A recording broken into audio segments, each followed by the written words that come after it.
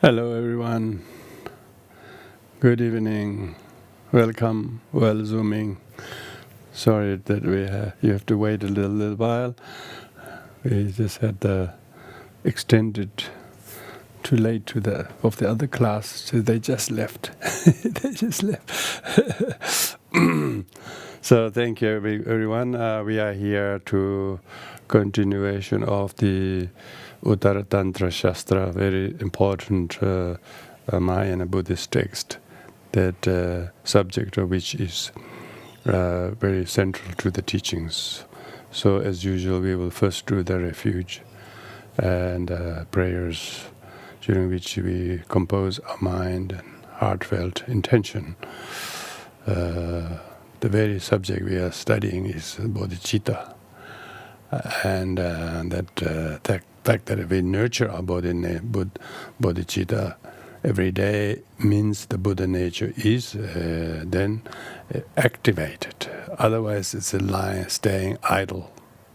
So the intention with which we do, which the prayer actually reminds us to do, reciting that I'm going to listen to the teaching, and whatever merit come from this, it may become a cause of benefit to sentient beings. So that's very much the central to the very topic of this text, the Buddha nature, and how Buddha nature is nurtured by bodhicitta, and how it then cultivates all the qualities. So we are on the last chapter, which is the benefit of being aspirant in conceiving bodhicitta.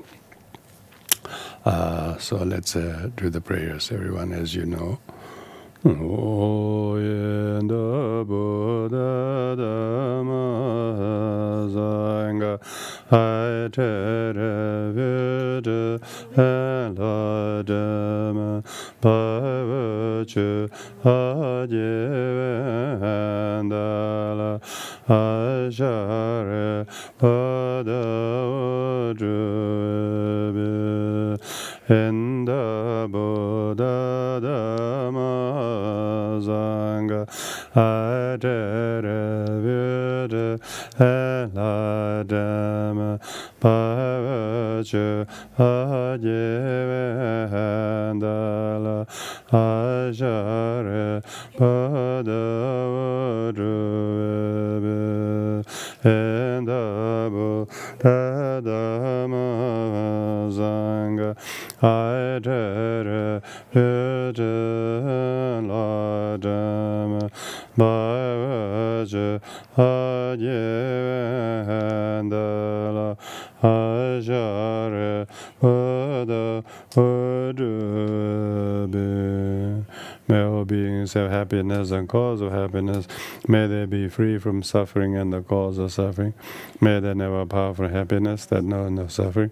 May they dwell in equanimity, free from attachment for those near and far. May all beings have happiness and cause of happiness. May they be free from suffering and the cause of suffering. May they never part from happiness that knows no suffering. May they dwell in equanimity, free from attachment for those near and far. May all beings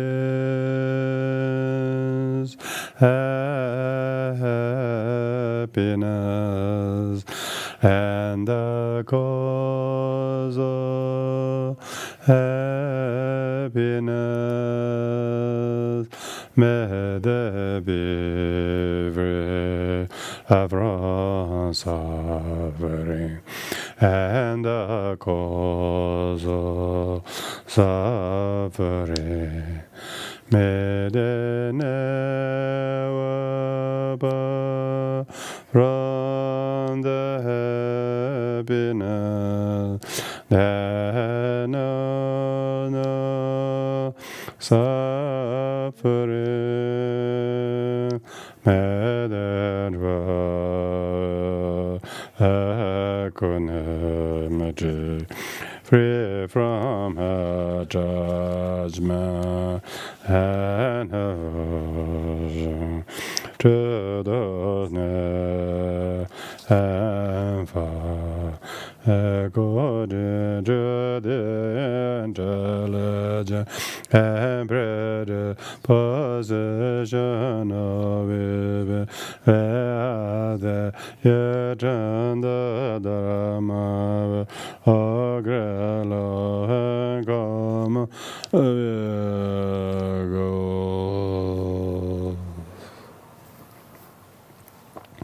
So we are here did the 7 Vajra points, particularly the Vajra points of the Buddha nature, and Vajra point of the enlightenment, and Vajra point of the qualities of the Buddha, and Vajra point of the activities of the Buddha. So having heard these 4, then we need to keep. Now, having heard means that we have when the sutras talk about I have heard, you have heard, as a result of that it's changed you, so much so that your mind has become very much enthused to boost your Buddha nature by aspiring to attain Buddhahood and rejoicing the quality of good Buddha, and following the Buddha activities. So it says, we come to verse number 382. 382, where we have finished talking about how having the faith and aspiration in the Buddha nature and ability to and aspiring to attain Buddhahood, with that, then it surpasses even your normal other practices people might do, like generosity or discipline or meditation. Even the merit of all of these, combined together, will be just very ordinary if you did not have inspiration to attain Buddhahood for the benefit of all sentient beings and have bodhicitta. Because there are lots of people who have hugely disciplined, and they're very disciplined, they do meditation, and they do give huge generosity. You wouldn't believe how generous they are. Look at how generous some countries are to other countries for whatever political reason they give. How disciplined there's all these soldiers, armies, everyone. So many disciplines, so many generosity there. But if it is inspired with the wish to attain Buddhahood, by knowing all sentient beings have Buddha nature, therefore we treat each other with the extra care and respect, no matter how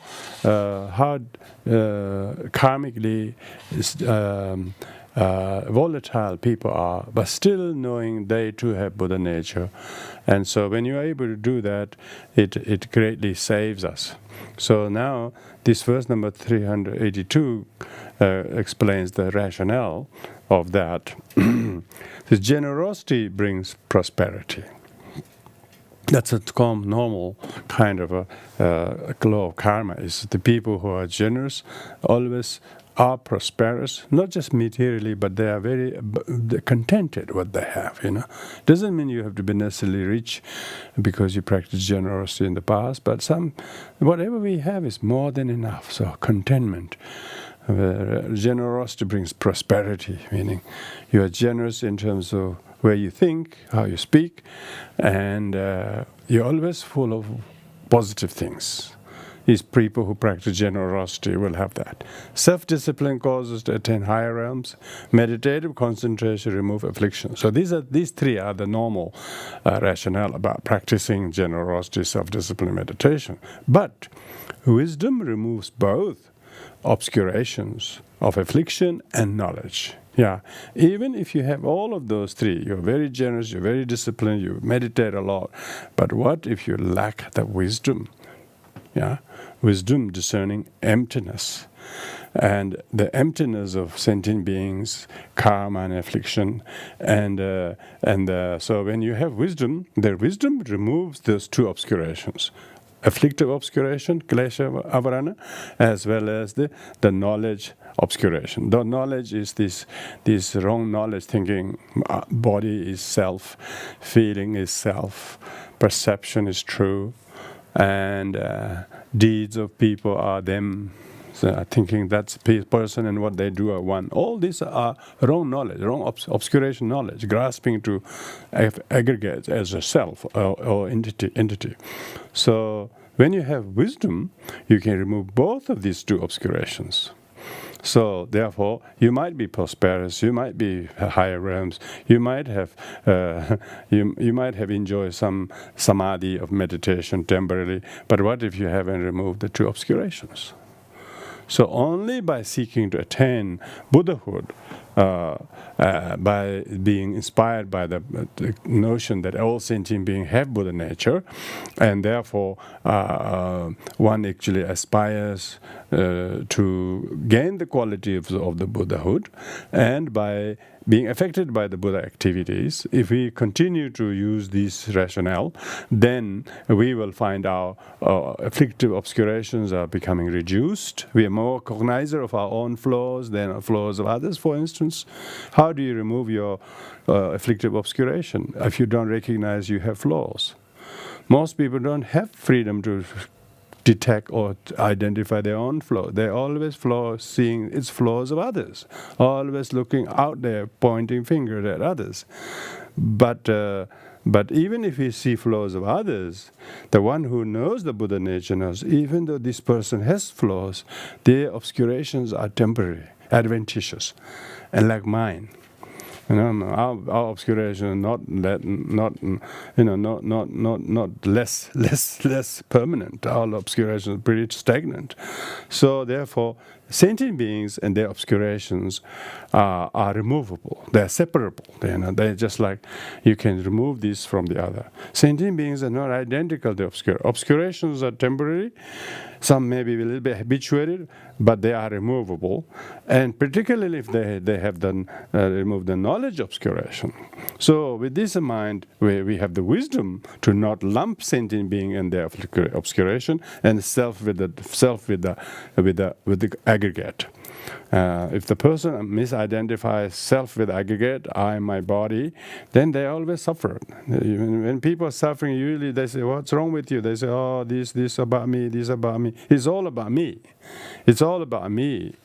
Me obscuration. We do so much me obscuration, and the I, me, and mine is the obscuration knowledge. But if we see the Buddha nature instead, that obscurations are there, but they are removable. They are adventitious. Therefore, wisdom, the most excellent of all, is caused by only hearing this. So hearing these 7 Vajra points will enable you to gain the wisdom. This is talking about the wisdom that has a devotion in the Buddha and his qualities and his activities, and this fact that even every sentient being has this Buddha nature. The question is their Buddha nature is not yet matured, but beside that, all sentient beings too would be Buddhas. So with that in mind, we therefore totally change sentient beings, not lump them with the obscuration, not lump them with the aggregates, not lump them with the feelings, not lump them with actions. We often do, Oh, he's what he does. And then by the time you do that, then you forget they have Buddha nature. That they are would-be Buddhas sooner or later. So, but once you are very convinced about these 7 Vajra points, then you having heard this, it has the benefit of this will change your perception or treatment of yourself and other sentient beings, because you will not lump them with aggregates, you will not lump them with obscurations of afflictions. So that's a very important point. Important point to remember. I think important to know first is one thing, but remembering that is another.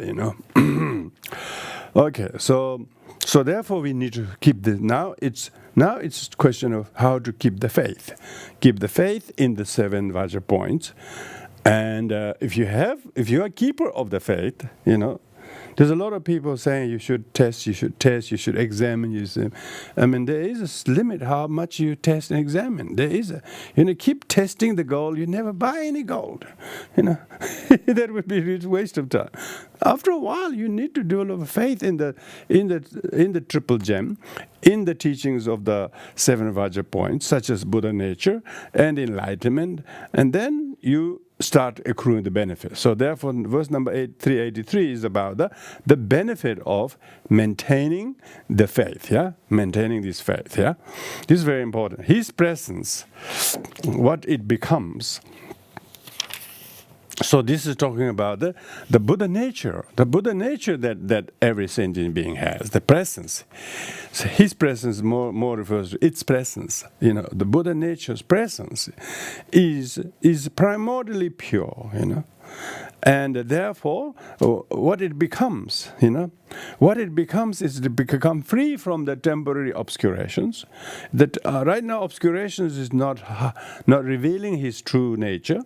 So therefore, everybody looks like it, what they do, what they say, what the affliction does, what the karma predominates. So we don't see what's really hidden in the qualities, because. But if we know that the Buddha nature is also present in this person, and as soon as you do, and what he has a potential to become, then this is faith. Now this is the faith in the Buddha nature and the qualities and accomplishment of the qualities. So like the Buddha, like Shakyamuni Buddhas. Shakyamuni Buddha definitely is one example of one who has matured and boosted and truly fully developed his Buddha nature. And then you can see what he was in many past lives, life after life, and how finally he became some Buddha, the perfect enlightened one, and all the qualities we talked about, all the 32 qualities, 64 qualities, 112 marks of major and minor mark, all of those qualities, all of this accomplishment, the accomplishment of what Buddha did. Since then, still his benefit of the Buddha's enlightenment is beating the heart and beating, even people like you and me on being on the path is because of his accomplishment, because of his enlightenment. So we need to now give real true credit to that our being in the path to the Buddha, because he realized Buddha nature to become Buddhahood. And these 4 points are, which are explained, what we have gone through, are the objects of our victor's knowledge. So one needs to now always keep that our objectives to attain Buddhahood, and with the Buddha nature and qualities and activities. These 4 we must keep in mind, because out of the 7 Vajra points, these are the 4. The other 3 are Buddha, Dharma, Sangha. These are the rest. Those 3 are the result. But in order to become Buddha, Dharma, Sangha, you have to practice these 4. Intelligent one. So now it's talking about the how we should conceive and gain this character. After having listened and studied these texts, we will become more intelligent than we used to be. Who having faith in the presence. In the presence refers to the Buddha nature. If you know that Buddha nature is in every sentient being, power itself will swiftly attain the state of Tathagatas. So if we are able to remember that everybody who we encounter has Buddha nature, and being able to think like that is already making us to have this very inconceivable, because it says Buddha nature is within my reach, and I have the potential to attain this. And if I attain that even small qualities we might have, how much benefit it has to positive benefit to other people. And so therefore we need to now have this faith in the fact that we have the Buddha nature, and we have the potential to cultivate that, and we will obtain those qualities, and then with that the activities of these qualities will influence other people. Yeah, can you see that? So, and then through faith, one believes in the presence of this inconceivable domain. Yeah, if we don't have faith, we will falter. We will falter. Through this faith, one believes in the presence of this inconceivable domain. This inconceivable domain refers to the Buddha nature. that this inconceivable domain is the Buddha nature. This is because most people can't conceive it. They can see the people or outwardly. They don't see the actual nature of the Buddha nature being present in most people. Because if they haven't heard this Buddha nature literature, these sutras we quoted from, as particularly these texts, they're not aware of it. Some people never heard of Buddha nature, for instance. They're Buddhists, but they never talk of Buddha nature. They never talk about it. So only in texts that is really like this, and all the other 7 sutras, they all unanimously talk about it, the importance of being able to know that every sentient being has a Buddha nature, whether they are cultivated yet or yet to be cultivated. The fact that they all have the potency, the Buddha potential in them, itself will change our behavior towards each other. Like say, if you remember someone is your mother, if someone is your past life mother, you definitely will change how you deal with someone. Likewise, if you realize this person too has a Buddha nature, then you definitely will change. This is exactly what it's talking about. Itself will swiftly attain the state of Tathagata. Even Tathagata's qualities are not obtained overnight. Tathagata's quality obtained for 3 uncountable eons, like the Shakyamuni Buddha. Most people who study the perfection of Vivek, perfection of Paramita, it takes at least those 3 eons. But it takes a while to gain that seed, and by hearing and believing and having faith in the Buddha nature, then the person will keep staying that. Through faith, one believes in the presence of the inconceivable domain, achieved by someone like me, and once attain to possess the qualities. So then there is amazing sense of self-respect. You can call it self-esteem, I suppose. In the modern world, they call self-esteem. You can have talk about self-respect towards yourself. You do not denigrate. You don't look down upon yourself that you are not worthy of this. I'm nothing. I'm no good. I am helpless. I can do nothing. That kind of self kind of demeaning is, of course, is not good. We have to have pure perception of ourselves. The fact that we don't have pure perception, we couldn't see others pure. If we know that I have Buddha nature, I have made a small progress by having faith in this and being inspired by the Buddha's enlightenment and qualities and activities, I'm also on this path. When you start seeing that, you will always hang in there. You will not be vulnerable to and faltered by small difficulties, and then all of a sudden you lost the plot. People not having faith in the Buddha nature. They're believing in people. They're worshipping people. They change one person to another person. That's not faith. That's just people following cult. If they have faith in the Buddha, like this one, you think about the enlightenment and the Buddha nature, qualities and activities. If you have faith in these 4, it's not having faith in the person or their status or their reputation. That's not object of faith. That is not any of these 4 Vajra points. 4 Vajra points that you should have faith in are enlightenment, the qualities and the Buddha nature and the enlightened activities of the Buddha.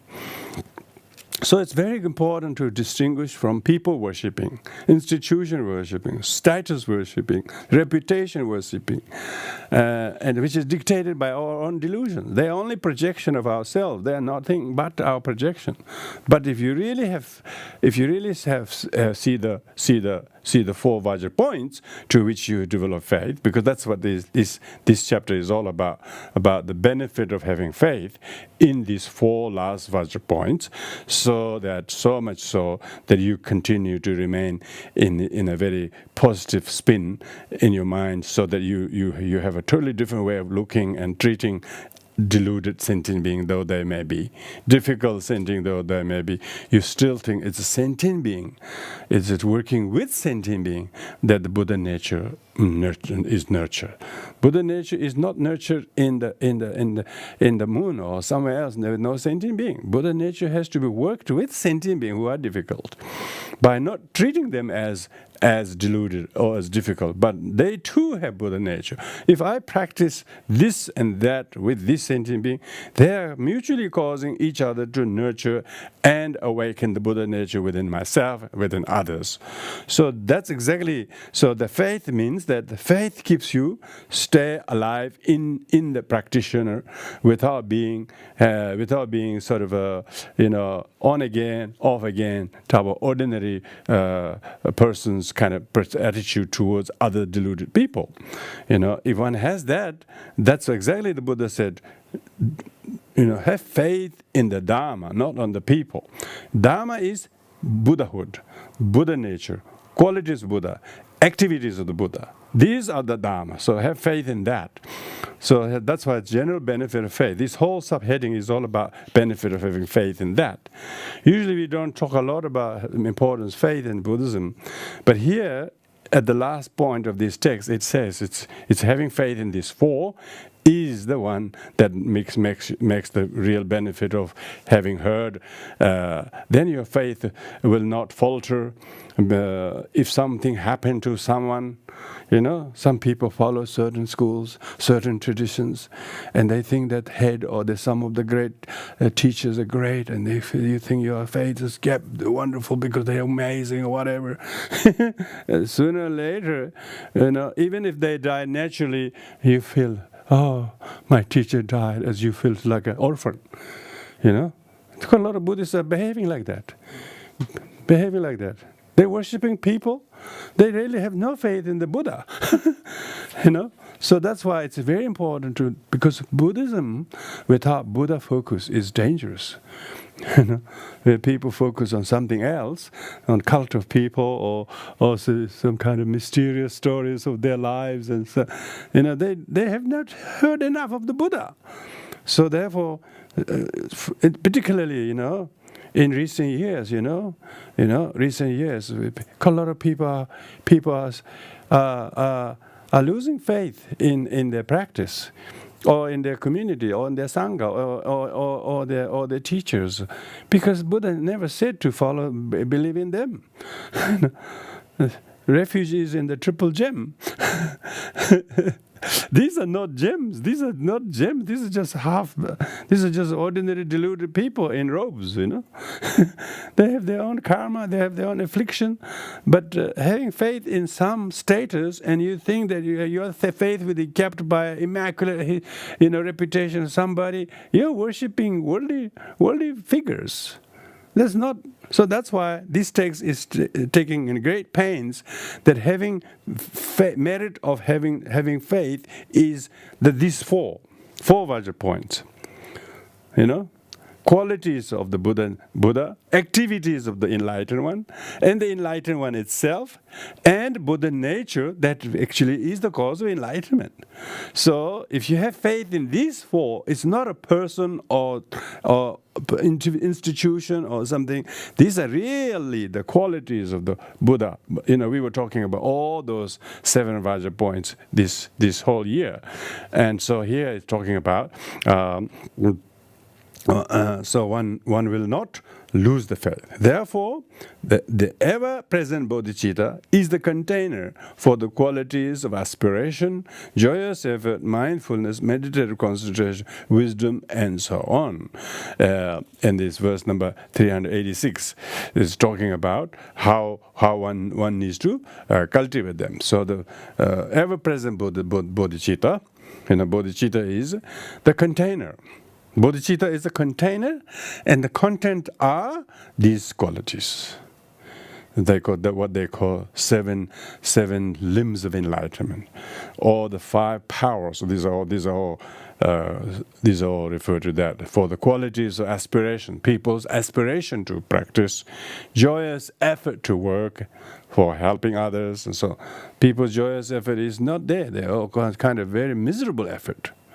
A little bit joyous effort for fluffy one for a couple of, and then all of a sudden become miserable effort, then become completely deflated, like a tire punctured, punctured tires, all this. Why? Because they have no faith in these four. They have faith in people. They're worshipping the wrong object. It never was taught to be worshipped, let alone worship at all. So then your joyous effort is always, joyous effort will remain strong, because bodhicitta is the container and content is aspiration, joyous effort, mindfulness, meditative concentration, wisdom, and so on.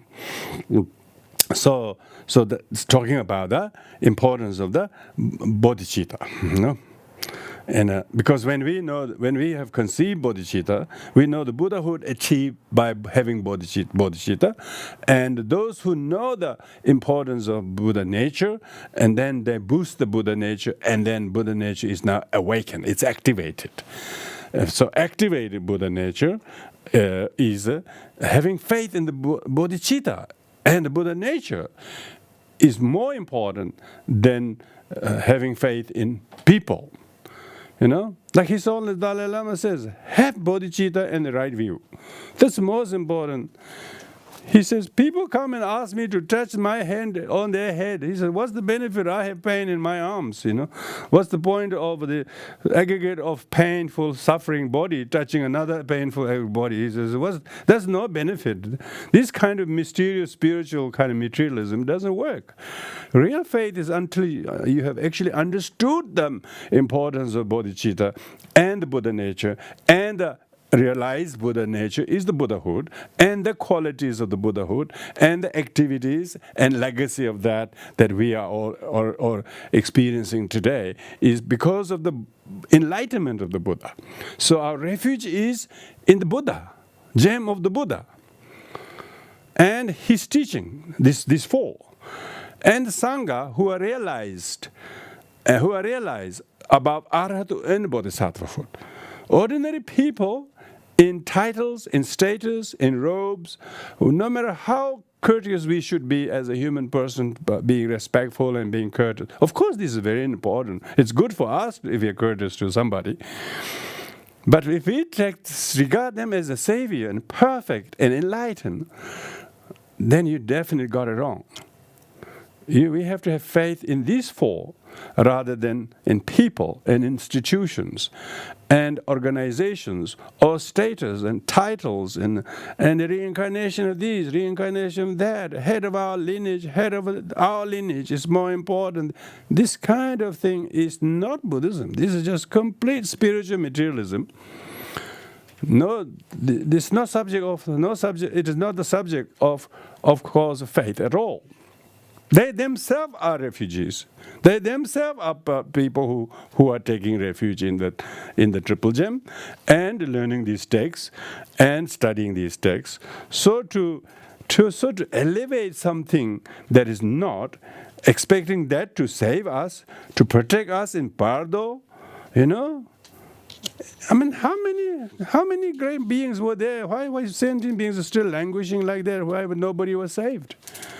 So let's not make the unnecessary kind of expectation to the so-called savior. Then it becomes like a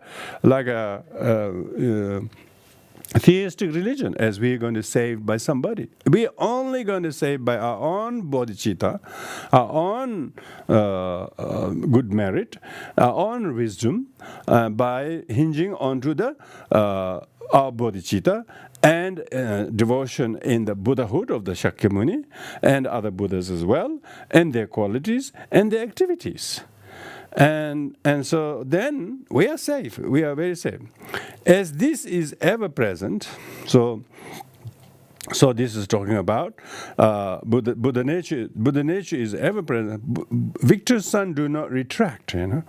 So if we have now come to know the importance of Buddha nature in ourselves and others, we will become the successors of the victors. So we do not retract, and the perfection merit will become immaculately pure. Then we will practice accumulation merit, whether it's your personal practice or whether you're doing with things, with people, or whatever. You always know that you are having right attitude is what it matters, and you are having bodhicitta motivation with which you do. Then your merit will be necessarily be accumulated. How pure it is how much of the right view we have. But in any case, you will not retract. Your merit, your practice of accumulation merit will progress. These 4 Vajra points. 4 Vajra points: enlightenment, the Buddha nature, the qualities, and activities. These 4. The merit of having heard this. The person who have heard this and have really heard and remember this will not retract from believing in these 4 and substituting faith in something else. That's not having faith. Faith in these 4 is you cannot retract it. You cannot say, he's increasing faith, he's lost his faith, that happened, that is not faith. What kind of faith they're talking about? They're not talking about faith in the 4 Vajra points. Institution or people, or they were never recommended as such.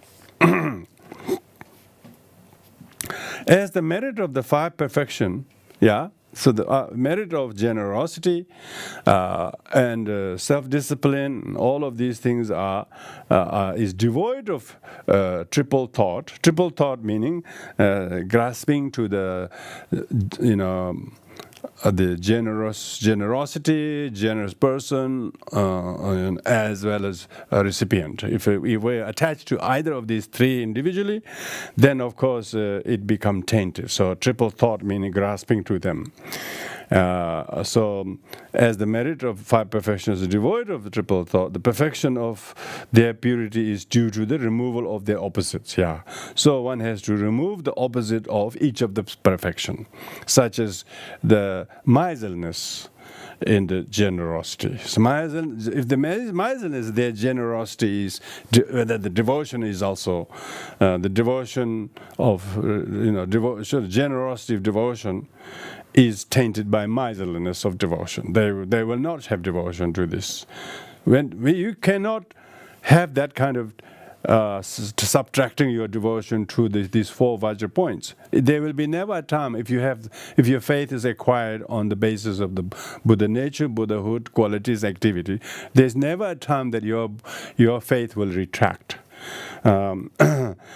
because it will remove the opposite of your perfections. Like generosity will not be hampered by grasping to the object of generosity, not object specific, or the subject itself, or the action itself, or discipline itself. The discipline, the person who's practicing the discipline, and so on. Whether it's meditation, whether it's patience, or whichever of these, it will remove each of their opposites, such as miserliness, a lack of discipline, impatience, laziness, distraction, and a wrong view. All of these will be removed, because one's mind is devoid of the 3 thoughts in grasping to the object, subject, and object as inherently existing. One doesn't see them, because one now knows that the bodhicitta with which Buddha gain enlightenment is only pure bodhicitta if it's not tainted by these three concepts. Triple thought. Triple thought means grasping to one as inherently existing. So once we are able to remove that, otherwise people who have put some faith in before, they're attached to the object of faith, then the object of faith, because they think the object of faith is going to be perfect, and when the object of faith doesn't appear to be that, and then they lose the faith, because their thought is all about the object. Now when your faith is on the on these 4 Vajra points, then there will be never a time you'll be disappointed with Buddha nature or Buddhahood or the qualities and activities, for instance. Now, these are vast, and you cannot even say, I know enough. So therefore, that there is no room for oneself. Therefore, by virtue of putting faith in these 4 Vajra points, it will naturally remove the opposite of the perfections.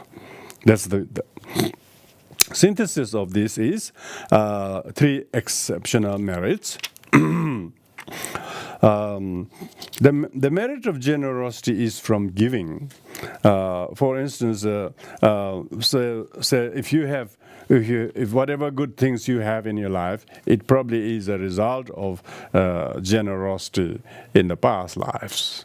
So we should think like that, Every good things we have in this life, whether it's health, whether it's freedom, whether it's good friendship or devotion to Dharma, all these things are merit of past life, during which in the past we have faith in the Dharma. We did not put faith in people and things like that. We actually put our faith in the and because of that, we do not lose our faith in the Dharma. We don't exchange our faith in the Dharma with people. You are not likely to feel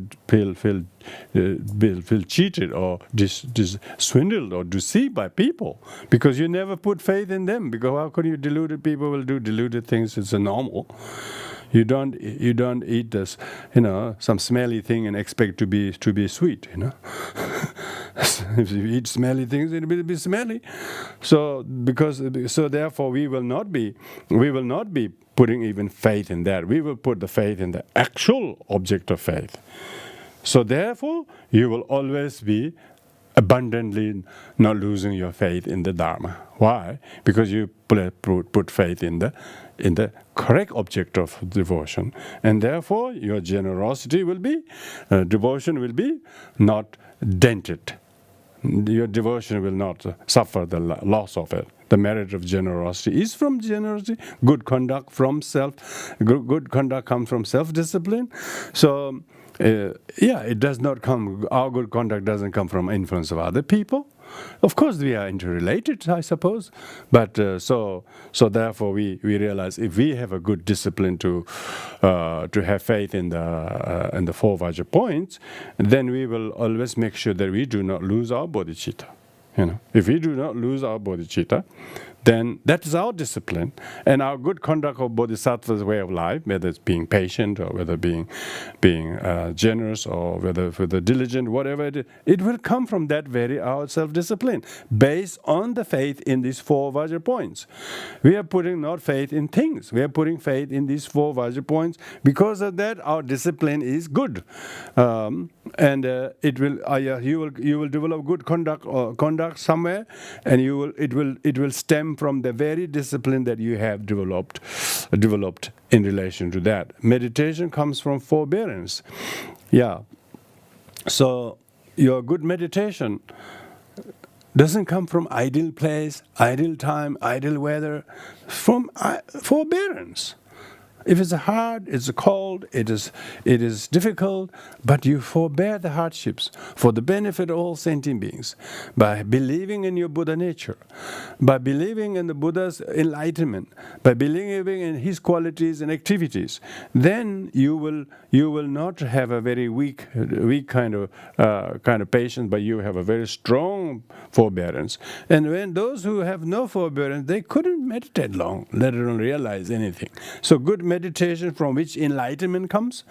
Enlightenment only comes from those who have forbearance. Look at the Milarepa. Milarepa spent all those years through his own forbearance of hardships in the mountain where nothing is there to keep him warm or fed or anything. He forbore his bodily hardships with the weather, with the elements, with the cold, with the wet, with the whatever it is. He didn't mind those things. His faith is not in comfort. His faith is not in health. His faith is in the triple gem. His faith is in the Buddha nature, that he has a Buddha nature and therefore his meditation did not falter, because his forbearance accrue exceptional merit of having the great realization to have a pure perception.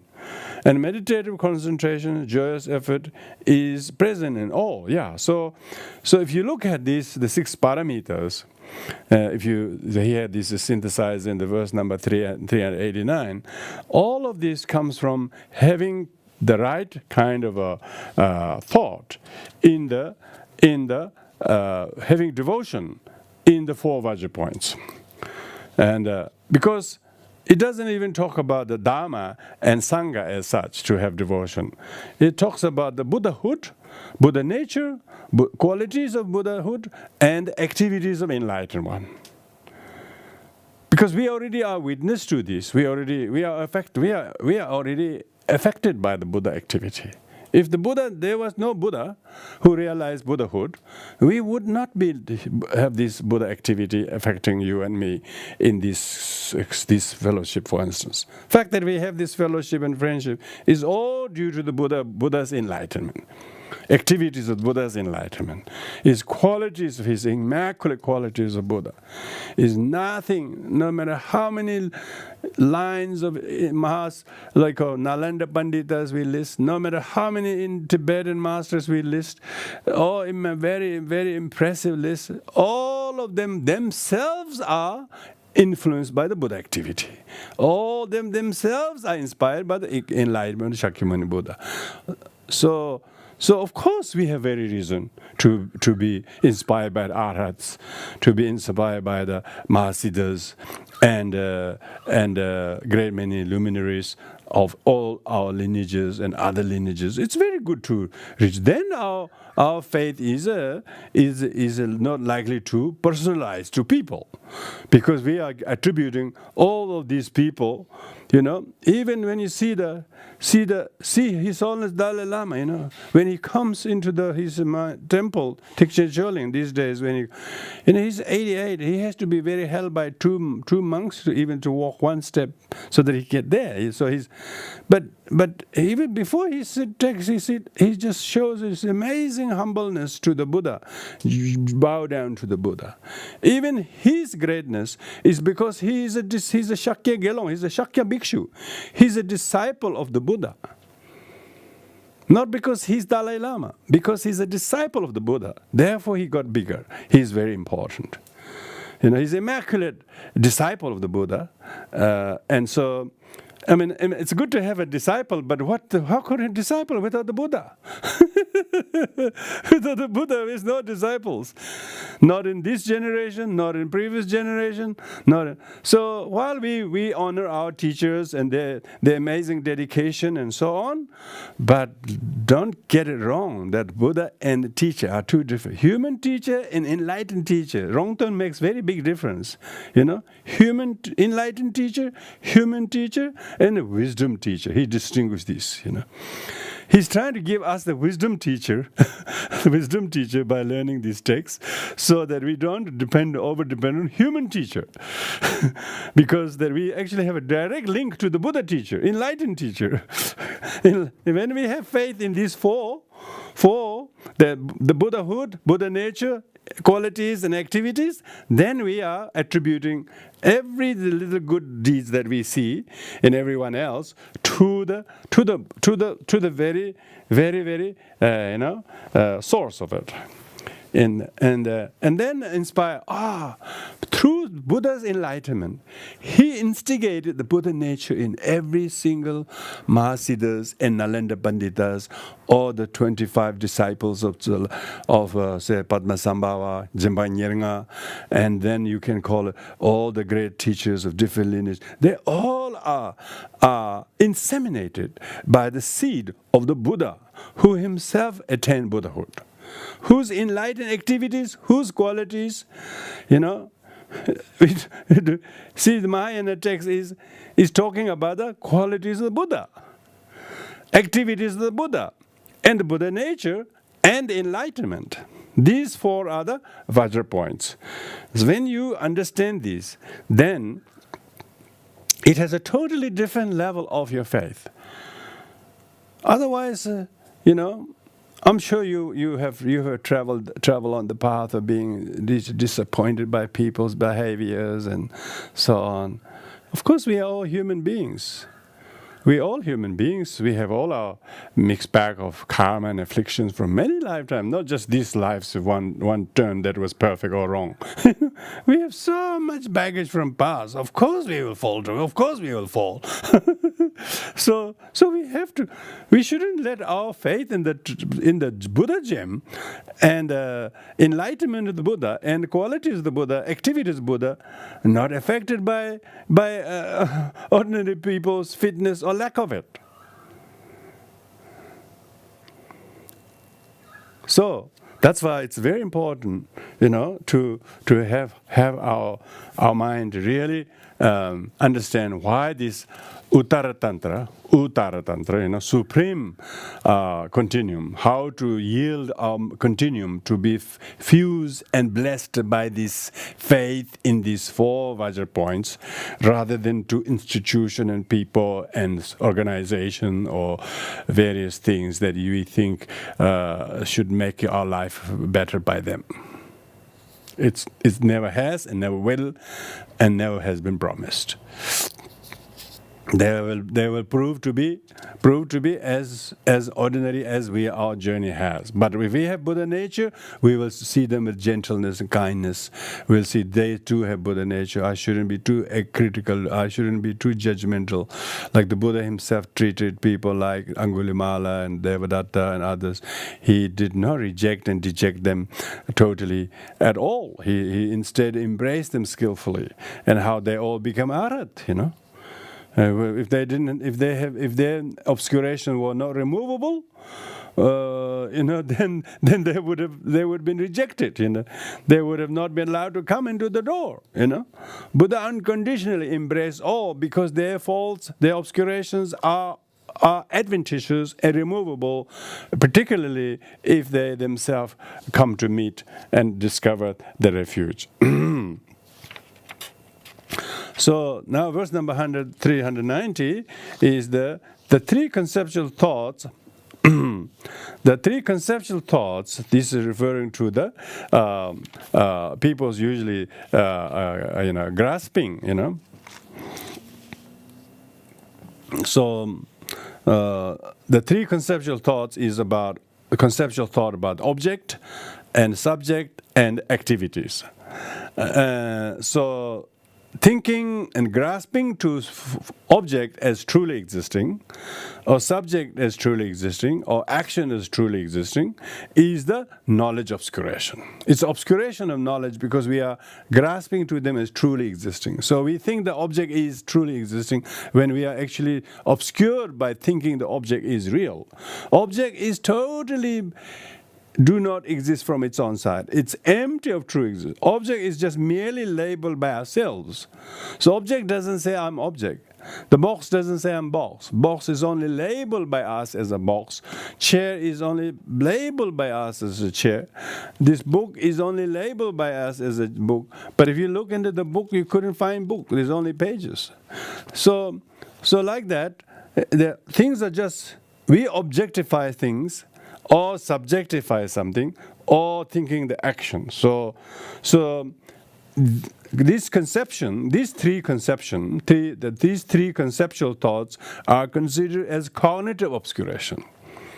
Cognitive obscuration meaning thinking this is the object from its own side, and thinking without realizing the object is dependent on my designation to the object as a label we give to. The object doesn't exist from itself as an object. Like I could say my destination Sydney, and you say my destination Melbourne. So Melbourne could be destination, Sydney could be destination, Melbourne could be a place from where you're leaving from, and so which is object and which is subject. So there is no one that is inherently from its own side. Thinking the object is object from its own side is cognitive obscuration. So what does it mean? What is non-cognitive obscuration of the object is merely labeled by us as object, but it doesn't have anything in itself that is object in itself. You see what I mean? So therefore, then we are not obscure cognitively speaking. Otherwise, we are cognitively obscure, thinking the object is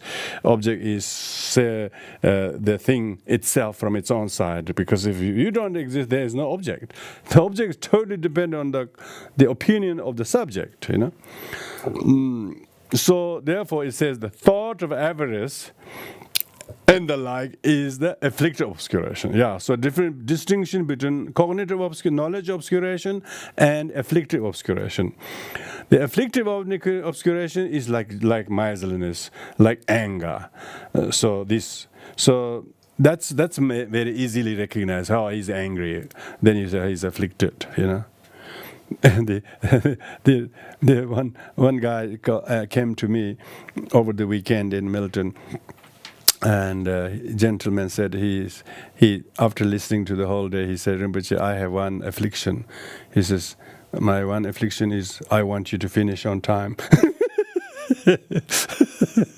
He said, please finish on time. I can't stand people not finishing on time. Yeah. And I was told he really wanted to finish things on time. He get really annoyed when the things doesn't. And but he didn't. Usually they say he usually doesn't say it's affliction. So now he knows it's his affliction. So knowing affliction is a little bit easier, but knowing cognitive obscuration is harder. Knowing cognitive obscuration is harder. So these two need to be distinguished. And then the number 391 is the wisdom, the excellent remedy. Beside wisdom, there is no other means to remove these four. Therefore, wisdom is the best perfection. Study is supreme as it is basis of them. So what it means that the wisdom discerning emptiness. Yeah, wisdom here refers to wisdom that discerns the lack of inherent existence of self. And in order to uproot this, so it's saying that in order to uproot these wrong views or obscuration, the wisdom itself is the most excellent one. And these four, means remove these four. Means to remove these four. Remove means to realize these four. Yeah, realize these four Vajra points. Remove these four Vajra points, because four Vajra points has been taught in many sutras. So therefore, it is excellent merit. It is excellent merit. To have study is supreme as it is base. So us studying these texts is the basis of this supreme realization. By studying this Uttaratantra Shastra, we are able to know that these four Vajra points are all taught in the sutras. So Asanga did not make it up, nor did Maitreya. Even if both Asanga and Maitreya did consult and discuss in a couple of months up in Stushita heaven before Asanga came down and wrote the book, they still consulted exhaustively those seven sutras. Remember that. So this therefore there's no mysticism again in the origin of these texts as being some kind of Maitreya just put his hand in the seven and gave the book like that. It's not like that. The content, all the 7 points, 7 sutras were already on earth. So you don't need to go and get it from Tushita. Tushita is never known as the origin of Mahayana sutras. maybe people can go upstairs to clarify Mahayana Sutras in Tushita heaven to visit some of your teachers who are born there. And in your dream, you visit them saying that, oh, we're studying this sutra in our class. We get really confused. Can I come up to Tushita for a little while and clarify? Maybe that has happened with Asanga, but otherwise, this is definitely based on the Mahayana Sutras. Thus, on the basis of the trustworthy transmission and reason, now this is talking about this Asanga's writing, yeah? Thus, on the basis of trustworthy transmission and reason. So, he must have human transmission, you know.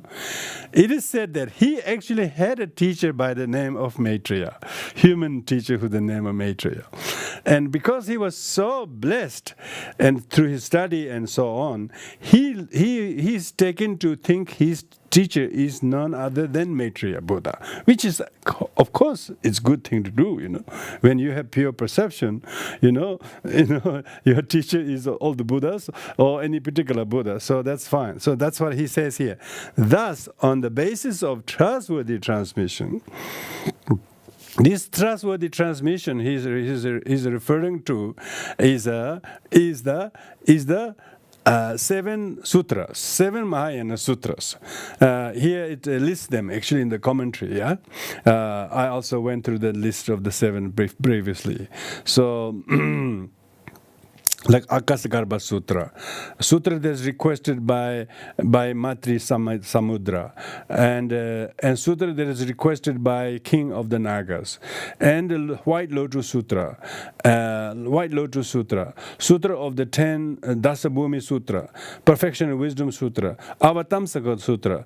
All these are the trustworthy transmission from which this teaching came from. I've given this teaching in order to purify myself. This is Asanga saying. He's written these texts in order to purify myself. You know, he has learned so much to purify myself and guide and nurture intelligent beings who possess perfect faith and virtue. So he's now saying the purpose of his writing this, his purpose of this teaching, is in order for people to learn to adhere to these really trustworthy Mahayana sutras, and he has written in these short texts so that people don't have to laboriously read all these 7 sutras. Yeah, so that's what the most of the great Indian masters done is they have researched, they have synthesized, they have brought out, and then put out in this text. So he's actually saying how he did it. You know, why he did this, so that it can nurture intelligent people. Wow, that might be some of you. It might nurture us. I mean, there must be some benefit in this because you are sticking there every Tuesday. You know, you must be pretty inspired by Asanga's writing, definitely, because otherwise, he said to nurture intelligent beings who possess faith and virtue. You see, we are already inspired. You know, he assured us we have faith and we have devotion. And he wrote this for the purpose of doing just that. And how does he teach?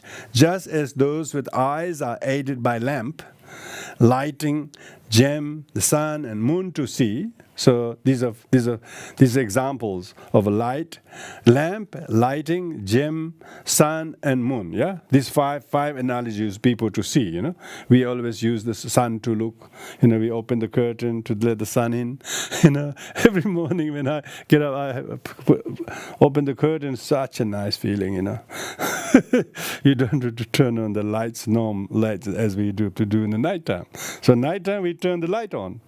Daytime we open the curtain, you know. So, and then some other things like a lamp, you know. In a room you can do a lamp and a gem to see. Likewise, by relying on the great sage, you know. So likewise, Asanga is saying, by relying on the great sage here refers to Shakyamuni Buddha, the fully enlightened one and only, by the way. One and only, fully enlightened Buddha, Samyak Sambuddha. The light of meanings terms Dharma and Dharani are radiated by properly expounding them here. So he's saying that his way how he taught, way how he wove his teaching and explanation using various analogies and parables and an amazing kind of those parables, those analogies are very consistent. Even the order of the analogies is very meticulous. So he's likewise by relying upon the great sage, because he has relying upon the Shakyamuni Buddha's sutras. The 7 sutras, the light of meanings, the terms, the term of the Buddha nature. Not many Mahayana Buddhist texts talk about Buddha nature. Some non-Mahayana Buddhist texts doesn't even talk about the term Buddha nature. They talk about afflictions and rude bad karma and all that, almost nearly as bad as original sin. But in these they say every sentient being has Buddha nature. This term is brought out. And Dharma and Dharani, he used the various terminologies, are radiated by properly expounding them here. So he is explaining to us that he has taken the great ability, because even if you have eyes, if you don't have the lamp, your eyes just glare and see nothing. So like that, So without the Buddha, we have eyes, but we couldn't see. There's no light. Without the Buddha, then Sir Arnold, English poet, wrote a good book called The Light of Asia. He called the Buddha Light of Asia, because Buddha is a light. Without that Buddha, we are just all these blind people looking in the darkness. We are completely in the darkness, That's why Tibetans, when they discovered the Dharma, they hesitate not to send their young men to India, send gold and all the riches in exchange for the great Indian masters to come and bring the teaching, because we were in dark. Do you remember, Tibetan land is dark. They were really barbarians. They're very rough up there, in the Himalayas, very rough, still very rough, Most of them haven't seen the light yet. Most of them still just culturally practicing Buddhism, but really haven't heard the Buddha. They're worshipping idols. They're worshipping figures of lamas. They have not heard of the qualities of the Buddha. Most of the Tibetan Buddhists are like that. They're only worshipping their lineage masters. They have not heard about the Buddha. They have not heard about the Buddha nature, enlightenment, qualities, activity. They haven't. So this is exactly here. So why we have just like that. Otherwise we are like even though we have eyes, we're still blind without the Buddha. So therefore, he's teaching, he's showing this so that we are able to actually find this. That which is meaningful, relevant with Dharma, removes affliction of all the 3 worlds and shows benefit to bring peace, is the true teaching of the sage. Yeah. So that's what he's teaching, yeah? That's what he's teaching. The contrary of this is something other. It's something other. He doesn't want to comment anymore. It's totally different matter. So there's a lot of something other, out there. Lots of people teaching something other, not the real thing, I think I can say this, like Tibetan Buddhists are very preoccupied. Oh, man, where is going to be next reincarnation of my teacher is going to come, is going to come. Totally lost in that, and then politicking, and then wasting all the effort and energy into that. They don't need any incarnation. We have Buddha. The ultimate light is always there, and why we have to fumble in the garbage and try to find a miserable child who can pick a bell or something? This is not Buddhism. This is definitely Lamaism. And quite a few Tibetan Lamas themselves, I'm nobody of course, those Tibetan Lamas who have status, those have status, they have high titles, they have big followings, they have big this, and quite a few of them have basically said, this is not right. I don't remember being such and such. I can't even recognize the alphabet. Even though, this Trayak Kyamgon, this one Lama, he's a very high Lama, Gelugpa, he said, he says, what's the great thing about a person picking another bell next to another bell? He can't even recognize the alphabet he should have mastered in the previous life. He has to be taught everything from A to Z with great pain, So what this kind of mysticism, this kind of thing is definitely mysticism and not Buddhism. Why? Because people aren't really paying heed to true teachings, where the true faith should be the Buddha, to the Buddha, not some secondary object that relegates the Buddha out there. And we see these huge thrones, huge Buddha images, stupas of the Lamas, the Buddha's images right in the back, We don't need many such things. We need just one large Buddha, and that's it. He's the light of light. He's the light of light, So Buddha is the real light. Contrary to this is something other, That says a lot, okay? Maybe you can all write this. The contrary to this is something other. Yeah, most people are distracted by the contrary to the real thing, and then waste all this time,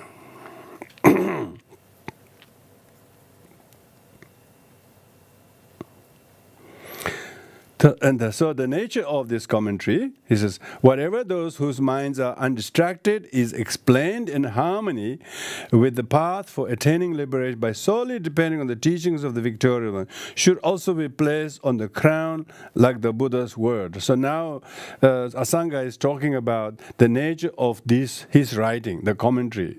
He says this commentary should be treated with respect, because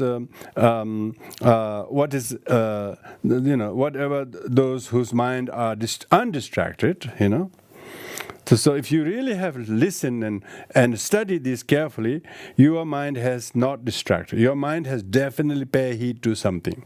He has explained this in harmony with the path. He has not gone off the track. He hasn't done the contrary to the other. He has so totally adhered to the principal teachings of the Buddha, and therefore for attaining liberation by solely depending on the teachings of the Buddha, the victorious one. He hasn't, he hasn't tried to source his teaching being somewhere else. He's all giving credit to the victorious one, should also be placed, because he has written this on the basis that it should also be placed on the crown, like the Buddha's word. Why? Because he synthesized all the 7 Mahayana Sutras, essence of it in this, and he makes sure that he didn't stray off the main path. He totally remained very faithful to the very, very, very, very text that this is very, very famous for. Instruction to prevent the act of aborting Dharma. There's no one in this world who's more skilled in Dharma than the Buddha. Incredible, yeah.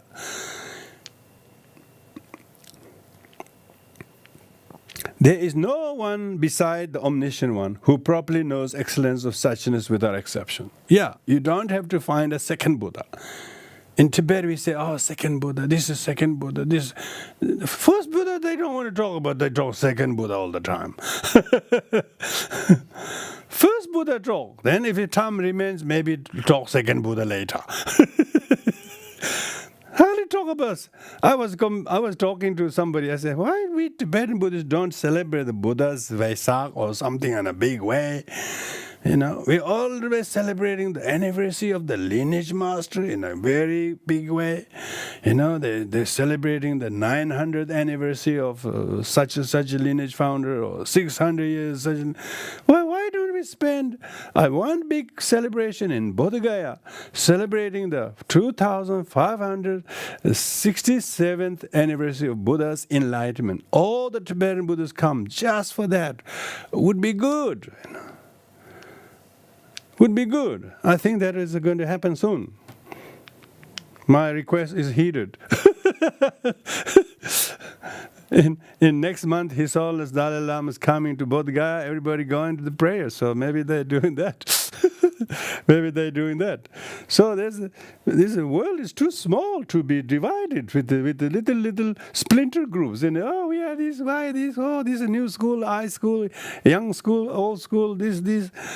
This is no room for that. The world have only one and only light, and that is why he's the light of the world, not just light of Asia. Come on, Arnold.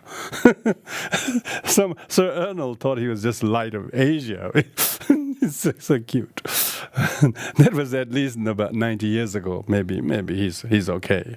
He's pretty safe. But now I think anybody write a book, they go, Buddha is light of the world. Definitely light of the world. Whatever sutras are expounded by the great sage should not be fabricated, as the destruction of the way of the mighty victor would harm the true Dharma. So we don't have to fabricate. We don't have to say this text came from the rock, this text came from the mountain, this text came from the dream of such and such teacher. Go and open the sutras, Mahayana Shastra. It's very safe. We don't have to try to prove they are Dharma or something. Buddha has taught everything that needs to be taught.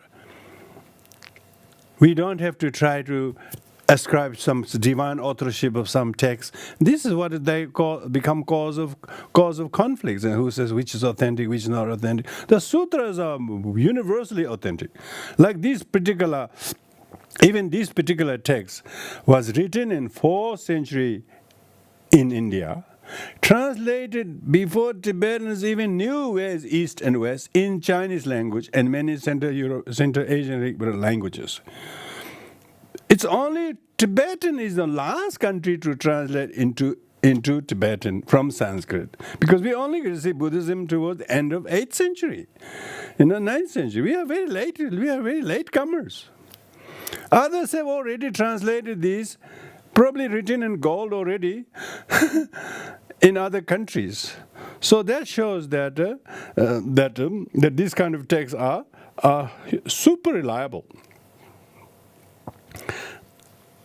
and it is well known. So that's why you find even small palm leaves, couple of pages only written on palm leaves, but these kind of texts fragments of these kind of texts are still found in some very old libraries in Indian universities or institutions. So that shows these are not some people made it in Tibet. No, they did. These are all translated from Sanskrit into different languages, like Persian languages, Turkish languages. These days there are no Buddhists, but you will find many Buddhist texts in Turkish language and Persian languages. And not to mention all the places where Buddhism is still strong today. Even there where there's no sign of Buddhism, like Turkey, no Buddhism.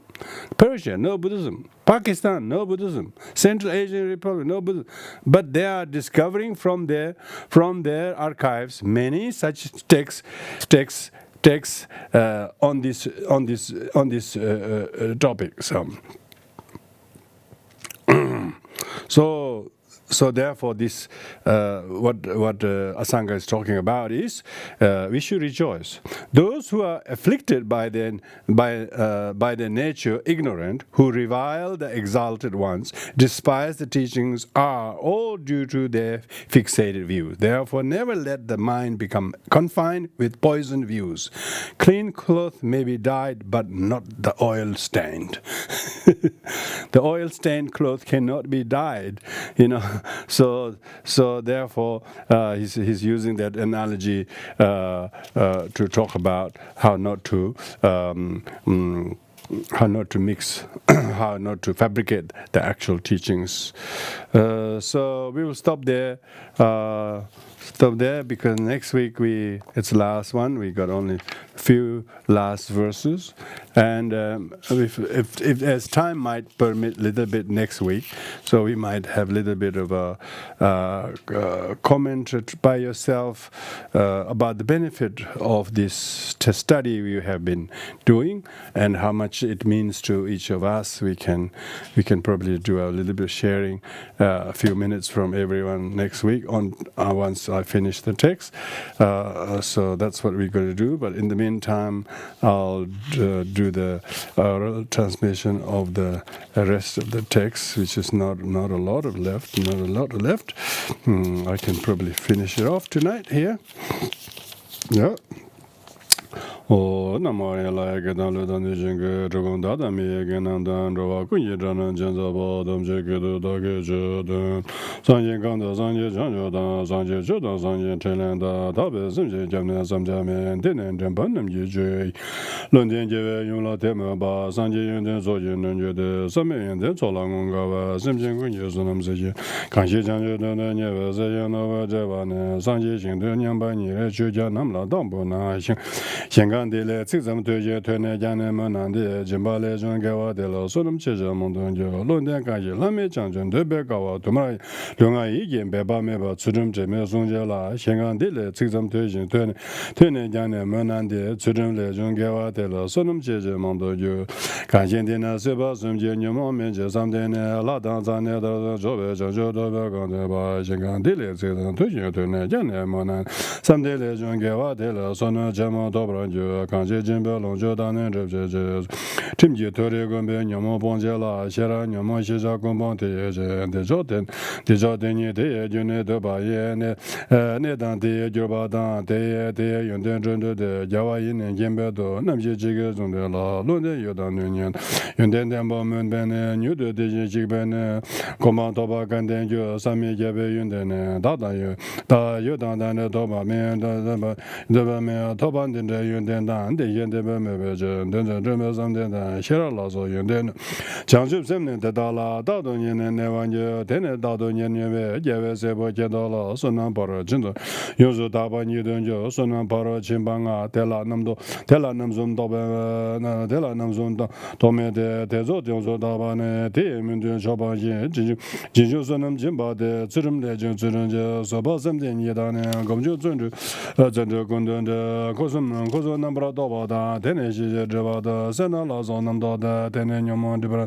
xie ra le jin de da ne bong ju le jin bong ju xian me de ye je xie ra chou de ye ne tu be de ye de je de ye je long dang ri ba la de ne da nin ba ji da be je gang jian men de bu zo zo de da de da ji zo zo jian de ye de ji de zhen lo nu wen yin da la de ne mi dan de ba da wa jian de jian dun ji chu bo ze tu ba de ne de ye ra de je gang ji de ne zhe nian de ye kam zong gun ne ni mo bong je je xie wei yun de dun ren za ba gang de ne zhang su su yan dao ba ji gang ji jie wei den ba ba jie de wang jian nan yan men je yi jin jie ta ba de bei lam dan jin de ba de yang zhang su ga yin ji wo la gang ji jia le qian gang gang yang ji de na yuan men de ma lu de ni ma lu de ni chao ne de yin gun jin jin jie bei de yin zhang su ran ni jin ne de jian de de gang yin de men zhe de men tu zui xi ji de yang dam zhe la ne ba ji ni mo me da nam jia pa la gu ba de zong chu la ni gang de gun jin de je de na jin de zhi jin de la lo men je ko zang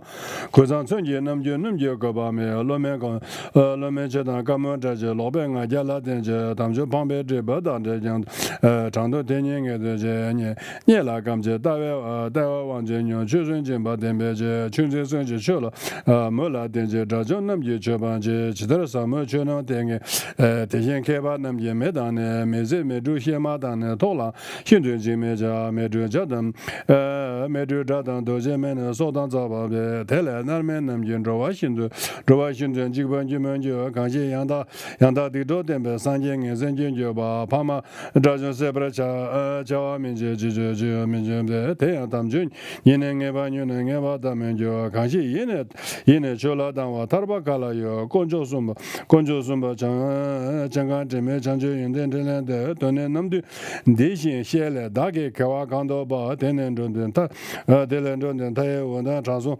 tsaba men don jen tonne jane chemi jeme gede chanjo jojo de kanle junze kange je chida wona kanje gyundun ba ne kanye de susu jeba hiden de ni ye kanda ne ba ne tabdan jige nyemen ye tene susu jeba ne ni ye de denba yen korgi kingo zoba da chanjo tobe chejebe donen de wonam je ne tama yen denba ye tikba jembo yula me denjo konjo ge number ye wa peyon ye gab de lu nga ba wo tikba jembo yula me denjo gombo chamben zabo zozo ba chongje be me ye keba jembo chamze renje doje bombo bende dan keba jembo sat jana da lozawa shaje ge lolonde sherab ye chongje be me do jurpa wo.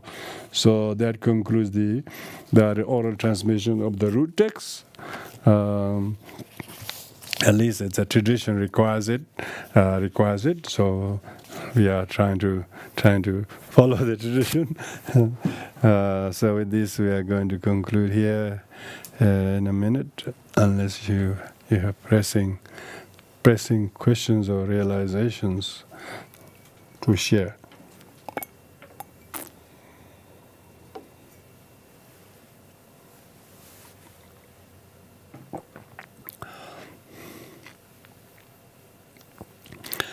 Okay, everyone, thank you very much. We're going to the dedication of merits. Please think of everyone and particularly those who have died recent days. You know that. People dying of volcano eruptions, of disastrous stampede, dying thousands, hundreds and stampedes. Not to mention normal illnesses and sufferings. And at the same time, we, like others, are fortunate to be alive and have this kind of fellowship with like-minded people. So we offer our prayers and thanks, gratitude to our spiritual ancestors, and of course, indescribable qualities of the Buddha, the Buddhahood, the Buddha nature, his qualities and activities, which makes us to be present here each week together. So where would we be without the Buddha? Indeed. So we have a lot to rejoice each other's company, because we all seem to have some shared merit, to reserve of merit for some past incarnation, no doubt. So we have very good reason to joyfully dedicate the merits. So we'll do that. Thank you, everybody.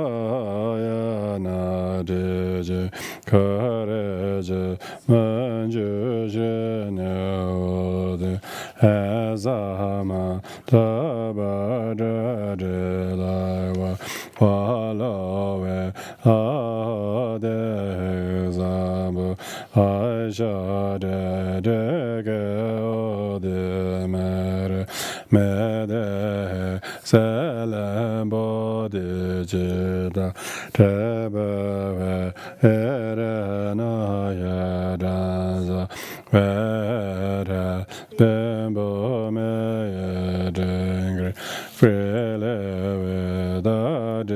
generation.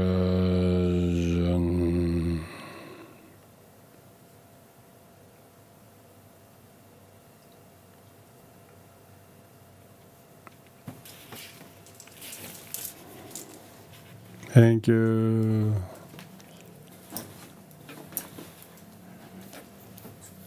Thank you, Rinpoche. Welcome.